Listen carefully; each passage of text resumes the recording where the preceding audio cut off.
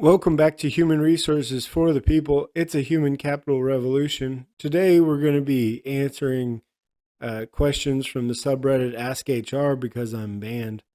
First one up is from New York, and it says, I received a formal written warning for property that management lost. Disciplinary policy says I can contest it, but HR won't meet with me.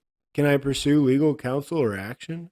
So, first off, you can pursue counsel all the time. With respect to action or whether or not a lawyer slash counsel would take it is sort of a different deal altogether, right? So what's interesting, I think, first is that you're receiving a written warning for property that someone else lost, apparently. If it's just a formal written warning and they're not requiring you to pay the money back or anything else, I think that I'm not sure it's something, I don't know what your slight is. I don't know what you're expecting to get back or gain from it. Beyond that, you have to prove it.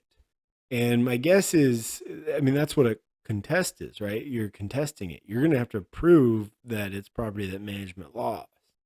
My guess is that you can't. And unfortunately, that's where this ends ultimately.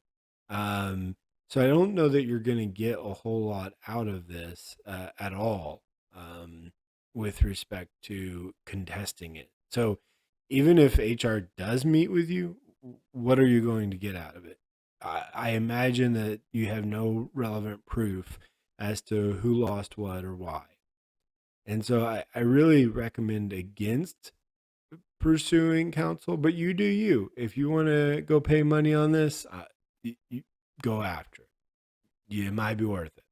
Next up is a question that human resources folks get a lot, and it's from Oregon. It says, should I say I'm disabled?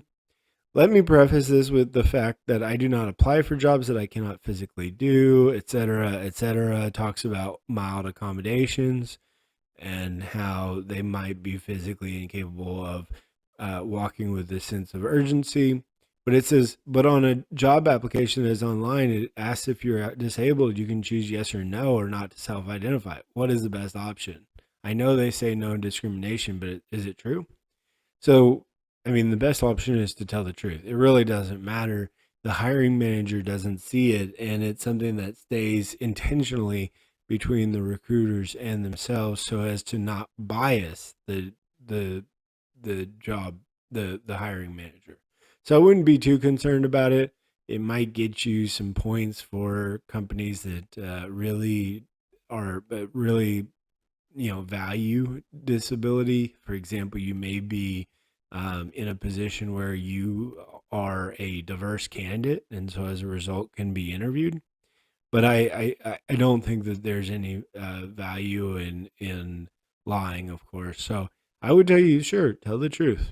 It won't hurt you any. No one's going to look at it, and it really will just go into our EEO files. So good question, really. It's one that we get a lot. Next one up is an interesting one as well, out of California. It says, my dad is back in the hospital. Will I qualify for FMLA? And it goes on. It effectively is covered in the headline. It says that they're going to take care of their dad and making sure that their dad has the finances and on track with the meds, etc. And it says, would I qualify for FMLA? I'm unsure what the threshold for care is, but I guess I'm helping out. I'm in California. He's in Maryland. Yeah, absolutely. So obviously, and it looks like the company has already turned that over to you, so they qualify for under FMLA. But of course, you want to be considerate if the company is not considerate, but you need to consider whether or not the company is covered under FMLA. Smaller companies may not be. So you and that you're covered, you need to make sure that you have 1,250 hours, that there are at least 50 employees within 75 miles, and that you've worked there long enough, a year. That said, assuming you qualify for FMLA and the company qualifies, absolutely. Care for a father in the hospital is 100% something that would be covered under FMLA and is a good use of it, really. That's it for Human Resources for the People. Make sure you like, share, and subscribe. It really helps the channel out. We're trying to grow, and it's a really exciting time to be on YouTube. If that's all I got today, I'll see you on the next one. Bye, guys.